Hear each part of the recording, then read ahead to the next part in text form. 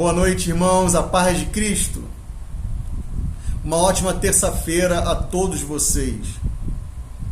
Mais uma vez a gente se reúne, ainda que à distância, mas a internet pode nos unir em volta da mesa de Cristo para juntos compartilharmos uma palavra, para juntos orarmos, para juntos dedicarmos esse tempo, esses minutos agora que vamos passar junto a Deus. Eu queria, antes de tudo, convidar você a curvar a sua cabeça, se você pode, a orar. Se você já fez isso no decorrer do teu dia, isso é bom. Se você ainda não fez isso, eu queria te convidar a separar esse minutinho agora para você conectar a sua mente a Deus em oração. A esse Deus que está com seus ouvidos atento, ansioso por nos ouvir. Vamos clamar a Ele nesse momento. Pai maravilhoso, bendito Tu és. Tu és o Deus de Abraão, o Deus de Isaac, Deus de Jacó. Tu és o mesmo. O Deus que abriu o mar, o Deus que fez milagres, o Deus que chamou Abraão, o Deus que chamou Isaac, o Deus que chamou Jacó. Tu és o Deus dos profetas. Tu és Senhor e Rei. Tu és o Deus que encarnou, que assumiu a forma de servo, que foi um como nós, que viveu entre nós, para nos propor, então, essa bendita salvação, para nos propor a possibilidade de vivermos uma vida de acordo com a Sua palavra. E isso é maravilhoso. Nós queremos, Pai, viver uma vida que recompense aquilo que o Senhor fez por nós na cruz, de modo que o Senhor olhe para nós e perceba que, então, valeu a pena se entregar, valeu a pena sacrificar-se por nós. Nós sabemos, Pai, que só conseguimos viver uma vida de acordo com a Sua palavra se o Senhor nos auxiliar, se o Senhor tocar o nosso coração, se o Senhor mudar o nosso coração. E é isso que nós pedimos nessa noite.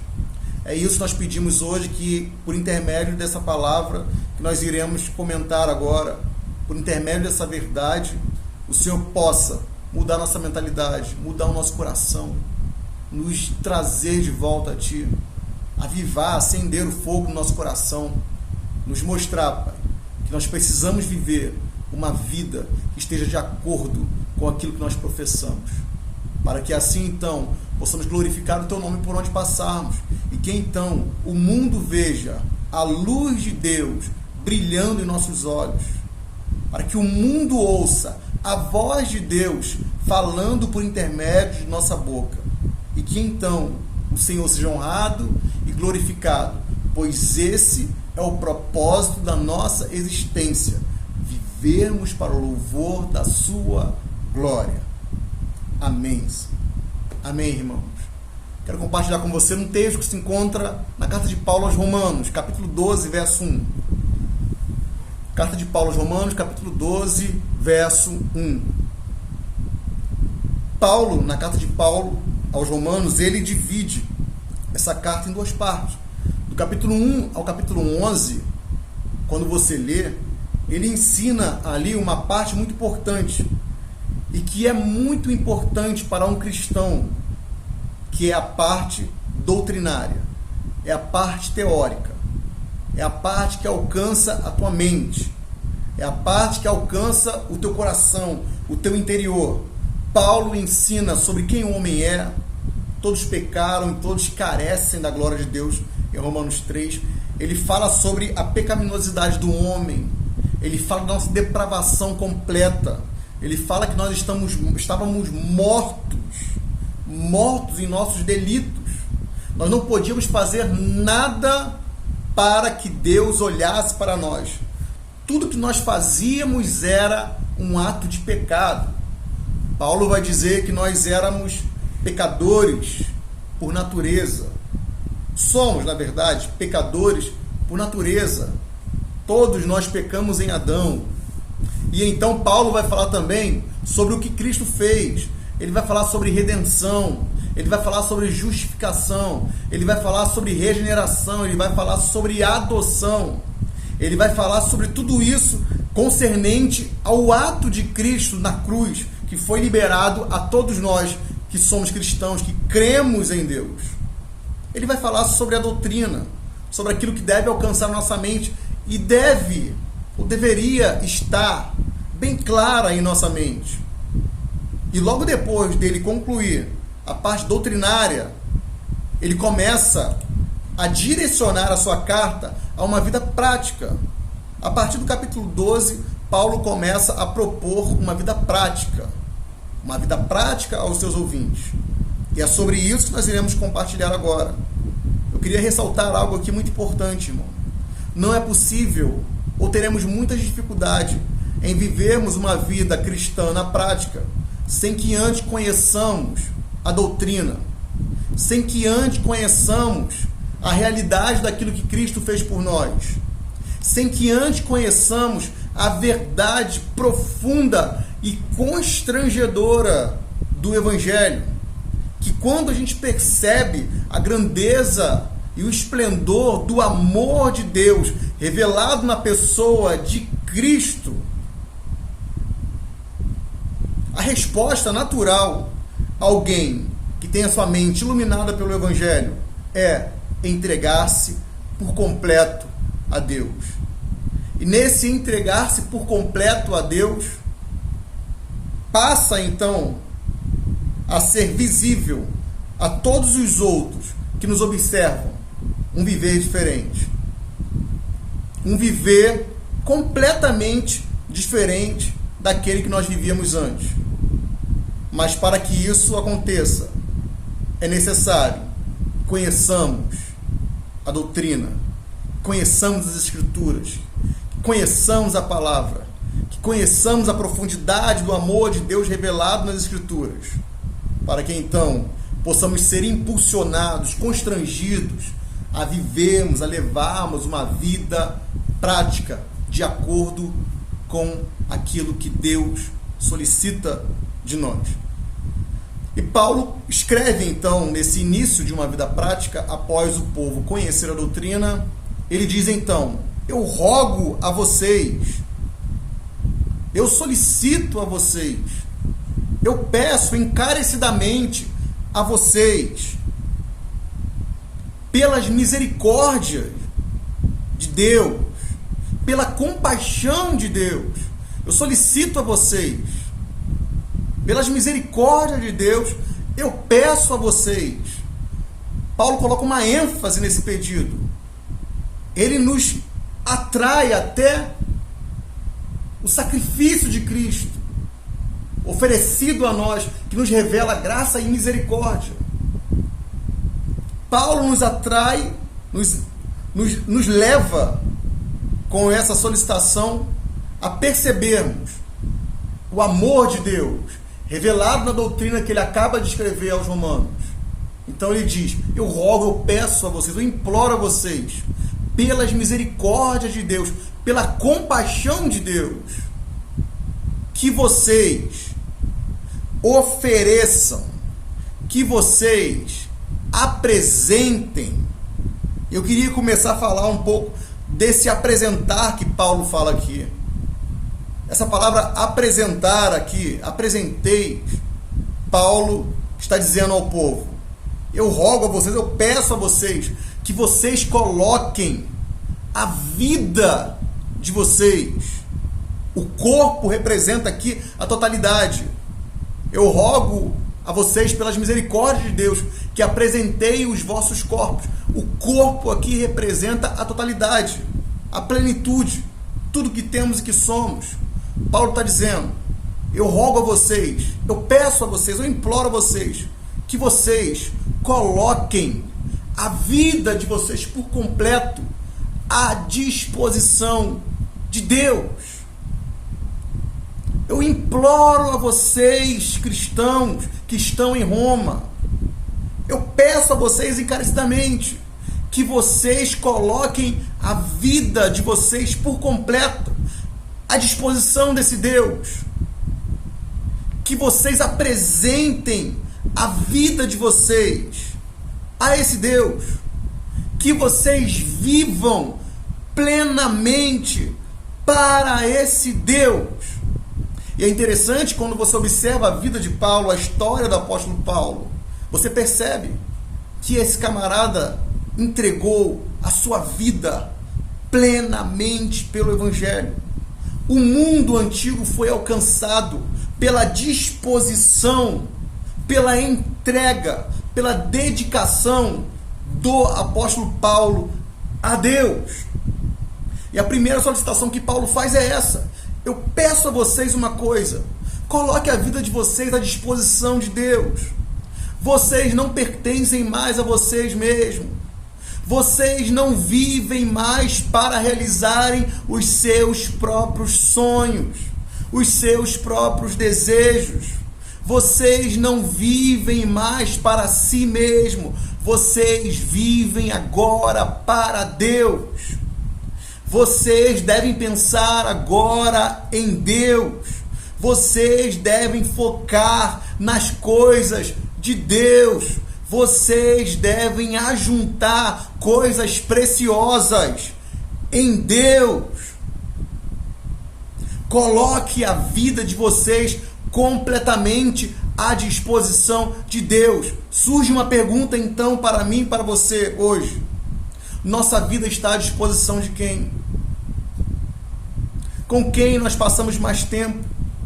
Ou então com o que nós passamos mais tempo? Diante do que temos prostrado nossa vida? Temos colocado nossa vida à disposição, a serviço de quem e do que? Gera em nós então uma reflexão nesse momento, para pensarmos: para o que e por que eu tenho vivido? A minha vida tem sido dedicada a quem? Eu tenho vivido para Deus? Eu tenho colocado a minha vida à disposição de Deus, dizendo: Deus, usa-me. Deus, leva-me. Deus, guia-me. Deus, cumpra em mim o teu propósito. Deus, faça em mim a sua vontade. Não apenas de modo musical, não apenas cantando isso, mas na vida prática, na vida diária. À disposição de quem está a minha vida? À disposição de quem está na nossa vida? Vivemos para quem e para o quê? Temos vivido para quem e para o quê? Surge essa pergunta. E a resposta existe dentro de você. A resposta a essa pergunta existe dentro de mim. Eu consigo responder essa pergunta. A minha vida está à disposição de quem? A sua vida está à disposição de quem? A gente sabe a disposição de quem está a nossa vida. Responda isso e reflita a respeito. Paulo, no início de uma vida prática, a primeira coisa que ele pede é: coloque a vida, o corpo, a totalidade de vocês à disposição de Deus. Como a solicitação lá de Deuteronômio, capítulo 6, verso 5. Amarás o Senhor teu Deus de todo o vosso coração, com toda a sua alma e com toda a sua força. Eu amo essa parte: com toda a sua força, com toda a sua garra, com toda a sua valentia, com tudo que você tem. Ame a Deus, viva para Deus. E quem ama a Deus, vive à disposição de Deus, está disponível a Deus. Coloquem a vida de vocês à disposição de Deus. Ofereçam, apresentem o corpo de vocês. E Paulo começa a especificar algumas coisas aqui que eu queria especificar com você. Esses pontos. Paulo diz: ofereça então o corpo de vocês, a vida de vocês, como um sacrifício vivo. Paulo está fazendo uma distinção ao ritual, ao culto do Velho Testamento, onde era ofertado no altar sacrifícios mortos, sacrifícios sem vida. Paulo agora está especificando algo. Ele está dizendo: o sacrifício no Velho Testamento, na Velha Aliança, era um animal que apontava para Cristo, que apontava para o que Cristo iria realizar, e ele cumpriu isso plenamente. Paulo está trazendo para mim, para você e para os ouvintes dele de Roma o seguinte: agora, meus camaradas, agora, meus irmãos, apresente o corpo de vocês a vida de vocês como uma oferta viva, como um sacrifício, uma oferta viva, apresente. Coloque a vida de vocês à disposição de Deus como um sacrifício, porém vivo. Ofereça a vida de vocês como um sacrifício vivo. E depois ele continua dizendo: ofereça a vida de vocês como um sacrifício santo. Ofereça a vida de vocês de modo santo. Ofereça a totalidade de vocês. Coloque a vida de vocês à disposição de Deus de um modo santo. Irmãos, deixa eu falar sobre santidade. Muita gente que eu converso tem uma compreensão da ideia, uma ideia de santidade equivocada. Muita gente que eu converso, às vezes, tem uma compreensão da santidade sendo como algo que eu tenho que acordar pela manhã e dizer assim: eu não posso pecar. Eu não posso fazer aquilo que eu sou atraído a fazer. Eu não posso ver aquilo que eu sou atraído a ver. Eu não posso falar aquilo que eu sou atraído a falar. Eu não posso agir desse jeito que eu tenho sido atraído a agir. E você levanta pela manhã com aquilo: eu não posso, não posso, não posso, não posso. Você luta para não poder com as suas próprias forças e você não consegue resistir àquilo. Porque a força que você tem para não fazer aquilo está completamente focada no eu não posso. No eu não posso fazer isso. E você acaba fazendo. E por esse motivo, e por essa compreensão equivocada, muitas pessoas já abandonaram o Evangelho, porque tentaram viver uma vida santa, nas suas próprias forças, no eu não posso, e não conseguiram sustentar, porque é insustentável. E então elas começaram a olhar a coisa como algo muito difícil. Elas começaram a olhar o Evangelho como algo muito complicado de se viver. E então eles foram embora. E então a gente ouve muitas pessoas hoje dizer assim: quando eu parar de fumar, eu vou para Deus. Quando eu parar de viver a minha vida dissoluta, eu vou para Deus. Quando eu parar de fazer aquilo, eu vou para Deus. Nunca iremos conseguir parar. Porque nós nunca conseguiremos vencer nosso pecado na nossa própria força, no eu não posso, na nossa resistência. Nós não conseguiremos vencer algo que está em nós, que fala em nós. Não é no eu não posso. Santidade, viver em santidade, não é viver dizendo eu não posso. Não. A santidade, ela não é algo a ser focado como eu tenho que ser santo. Não. A santidade, ela é uma consequência. A santidade, ela é uma realidade que acontece naturalmente diante de alguém que compreende o Deus que ele tem, que tem a doutrina de modo claro na sua mente, que compreende o Evangelho, compreende a beleza do que esse Deus maravilhoso, esse rei, abriu mão de tudo que tinha, de toda a sua glória, desceu, encarnou, assumiu a forma de servo, viveu entre nós, morreu entre nós, ressuscitou ao terceiro dia, prometeu vir nos buscar, nos ofereceu o seu amor, e ele solicita de nós algo, e não é eu não posso, não é você não pode fazer isso, não, ele solicita de nós amor. Deus requer de mim, de você, amor. E santidade é uma consequência natural de alguém que ama na prática esse Deus. Trazendo uma comparação física e humana, que talvez a gente compreenda melhor, nossa realidade com a nossa esposa. Se nós amamos a nossa esposa, se nós vemos plenitude nela, se nós temos prazer em nossa esposa, dificilmente nós iremos traí-la. provavelmente quando o assunto, quando o pensamento passar na mente de traí-la, por consequência e naturalmente, quem ela é, o que ela faz, a pessoa da minha esposa vai sobressair na minha mente e então o pensamento, a vontade, o desejo passa. Porque eu não troco um tempo, um minuto por uma vida. Porque eu não posso trocar um momento de paixão por uma vida de amor, por uma realidade construída, solidificada em Deus.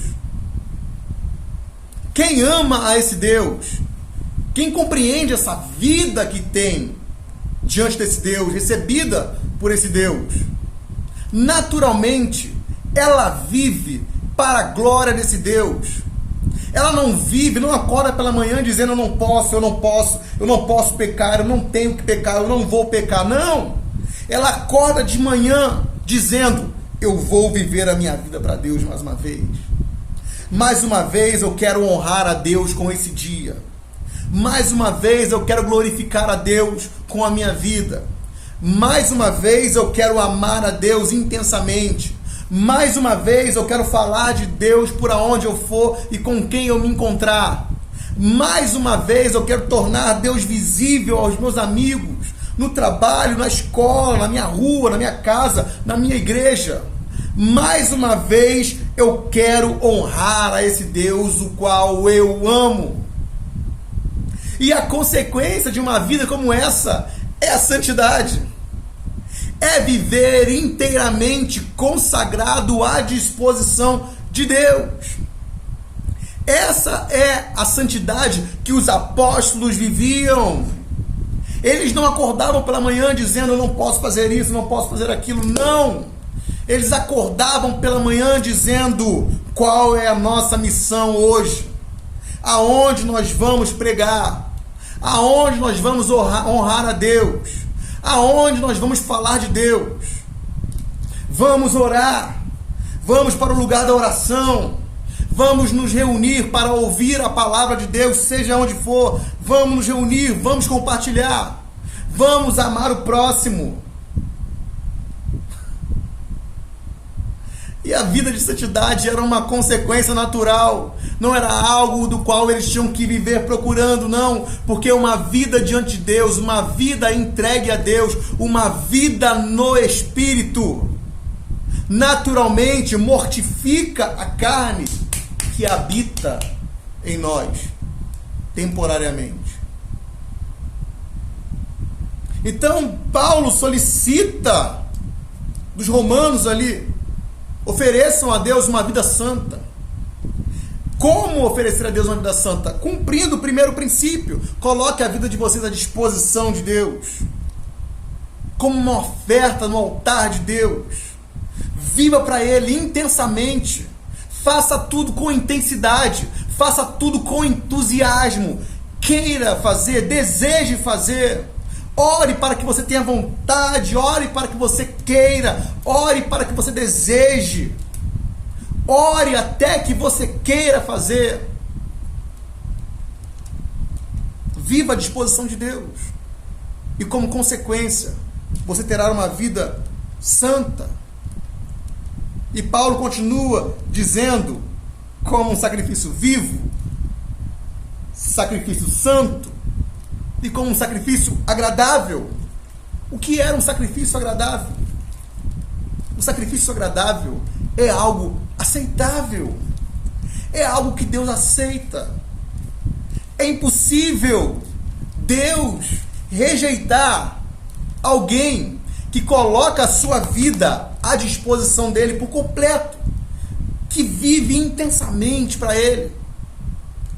É impossível Deus rejeitar alguém que oferece a sua vida como um sacrifício vivo, que vive como um sacrifício no altar de Deus, que vive completamente para Deus. É impossível Deus rejeitar a vida de alguém que tem uma vida santa. É impossível. Essa vida é uma vida aceitável. Essa oferta é uma oferta aceitável a Deus. E então, compreendendo essas verdades, Paulo diz assim: esse é o vosso culto, o vosso serviço oferecido a Deus. Culto é um serviço oferecido a Deus. O momento que nós nos reunimos em um local, no templo, é um serviço oferecido a Deus. Esse momento aqui que nós estamos passando aqui, você está ouvindo onde você está, é um serviço oferecido a Deus, é o nosso culto sendo prestado a Deus. E Paulo diz assim: esse sim é o vosso culto racional. Esse sim é um serviço a Deus razoável. Esse tipo de vida é um culto a Deus consciente, inteligente. Esse culto é um culto aceitável a Deus. Qual é o culto aceitável a Deus, irmão?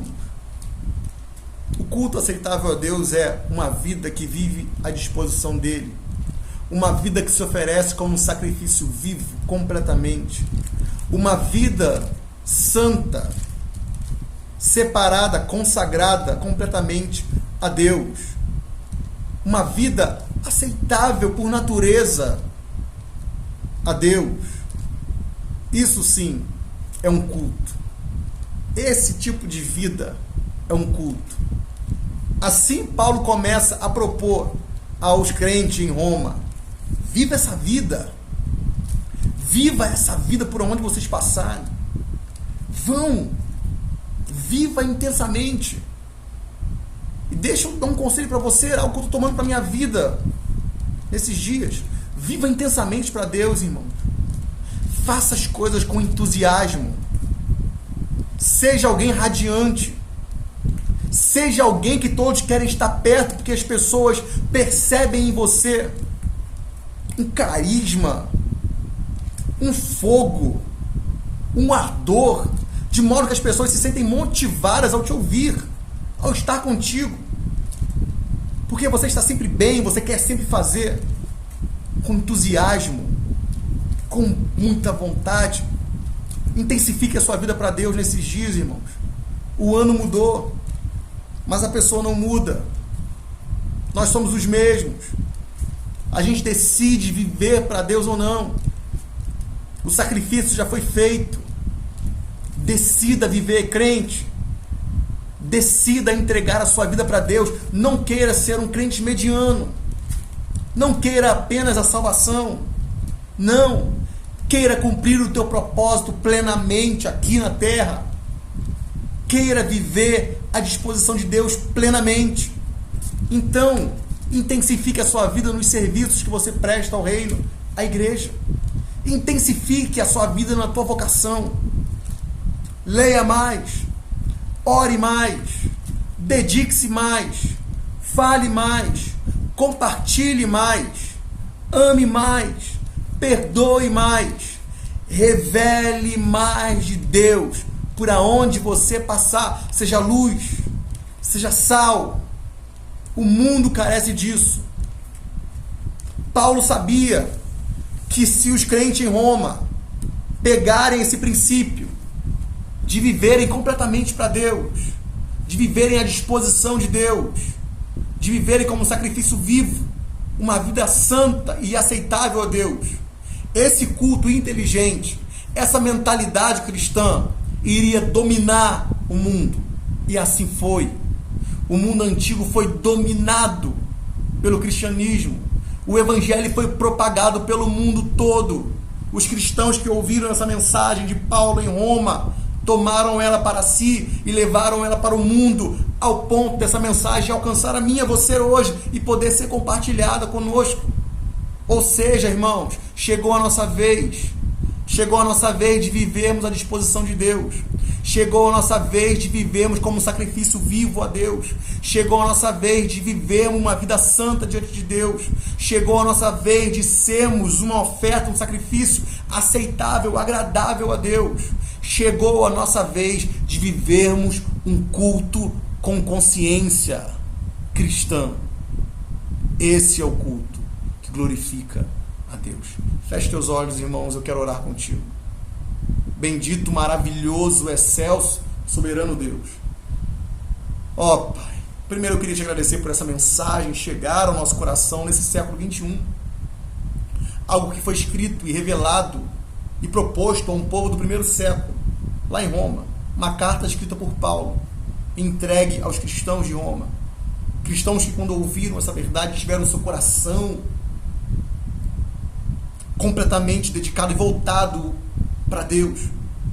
Viveram a sua vida intensa, viveram a sua vida à disposição, viveram a sua vida santa, viveram de um modo aceitável, viveram de um modo consciente e inteligente.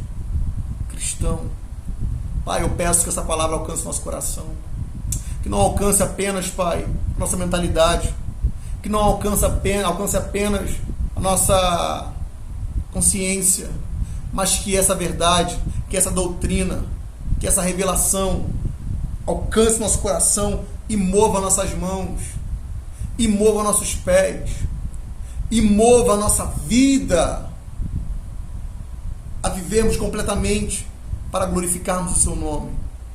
Pai, eu oro por cada um que está ouvindo essa mensagem agora.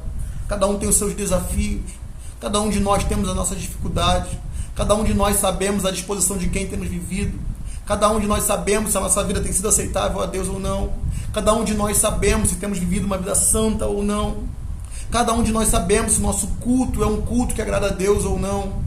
Pai, mas nesse momento eu quero orar e pedir que a tua mentalidade, a verdade da tua palavra alcance nossa mente, nosso coração e nos leve a viver, leve cada um de nós que estamos ouvindo essa verdade até agora a vivenciarmos uma vida cristã intensa, como foi a vida dos discípulos e dos apóstolos.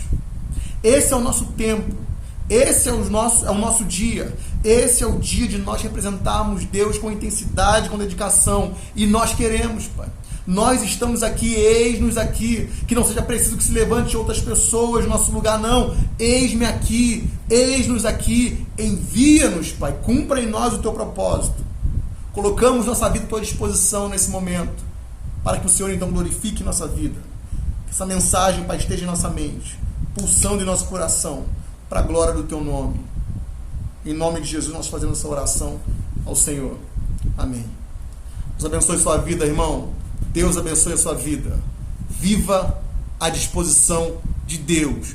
Tão somente à disposição de Deus. Amém.